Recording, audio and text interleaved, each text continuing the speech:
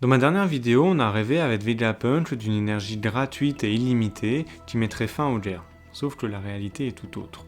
Pendant que les scientifiques tentent de créer un soleil en laboratoire, le monde tremble pour un petit bras de mer, le détroit d'Ormuz. Un passage maritime qui est étroit mais stratégique. Le détroit d'Ormuz, c'est une connexion immense entre l'océan Indien et les îles du Golfe Persique.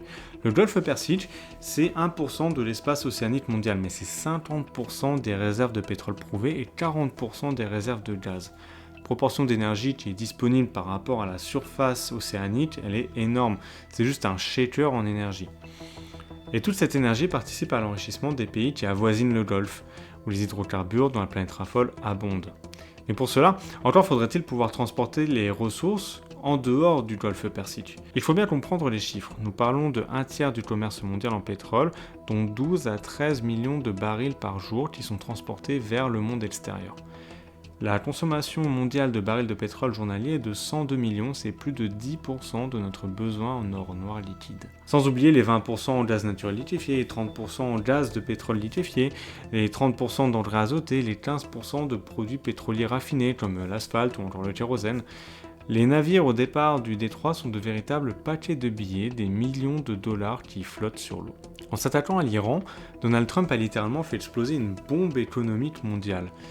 Mais pourquoi ce choix ? Car il savait d'une certaine manière qu'il serait impacté par ces actes-là. Les raisons de Donald Trump pour attaquer l'Iran sont multiples.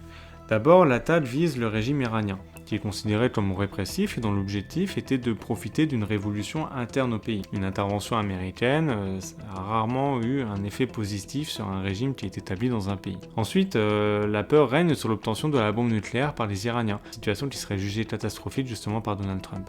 L'Agence internationale de l'énergie atomique a tiré la sonnette d'alarme. L'Iran n'a jamais été aussi proche d'obtenir la bombe nucléaire, alors que les propos de l'Iran sont contraires. Et enfin, et ce qui n'est pas dit, il est probable que Donald Trump veuille ralentir le développement de la Chine, qui est le principal destinataire justement des exportations de pétrole, à hauteur de 40% du pétrole qui sort du Golfe Persique, dont 80% de la production iranienne d'or noir. Pour Donald Trump, le pétrole est comme une arme de pression massive pour étrangler l'économie chinoise. C'est le gouvernement mondial qui tente de couper les vivres à son rival avant qu'il ne devienne trop puissant technologiquement. Mais ça, c'est peut-être déjà trop tard. Je veux dire, elle ne savait pas quelles allaient être les actions du président américain, sauf une fois que Donald Trump avait annoncé l'envoi de porte-avions proches de l'Iran. Non, ce que je veux dire, c'est que la Chine savait que sa dépendance à l'or noir était une faiblesse. Et la Chine a entamé sa transition énergétique depuis quelques années déjà. C'est également la raison pour laquelle elle accélère ses investissements dans le nucléaire, dans les énergies renouvelables, et même dans la fusion nucléaire, puisque son objectif est d'avoir son propre Mother Flame d'ici 2030. Et d'une certaine manière, pour l'Iran, c'est un paradoxe, parce que la Chine, en cherchant son salut énergétique, va réduire fortement sa dépendance au pétrole, et donc elle aura moins besoin d'importer du pétrole en provenance de l'Iran. L'Iran perdrait son seul poumon économique. Alors je parlais juste avant de la transition énergétique de la Chine, mais l'Europe tente également d'effectuer sa transition énergétique, même si pour l'instant elle n'est pas très réussie. En tout état de cause, le pétrole est une ressource qui est encore très importante, donc elle conserve son titre d'or noir. Pour l'économie mondiale, le véritable danger est si le cours du baril de pétrole est supérieur à 100 $ le baril. C'est ce qui arrivera si le transit du détroit d'Ormuz ne reprend pas. Un baril qui est à plus de 100 $, ça signifie que l'impact sur les entreprises est tel que l'énergie transformée n'est pas suffisamment efficiente dans le cadre du process des différentes entreprises. Et pour vous, c'est pire, parce qu'un baril à plus de 100 $, c'est une onde de choc qui remonte jusqu'à votre ticket de caisse.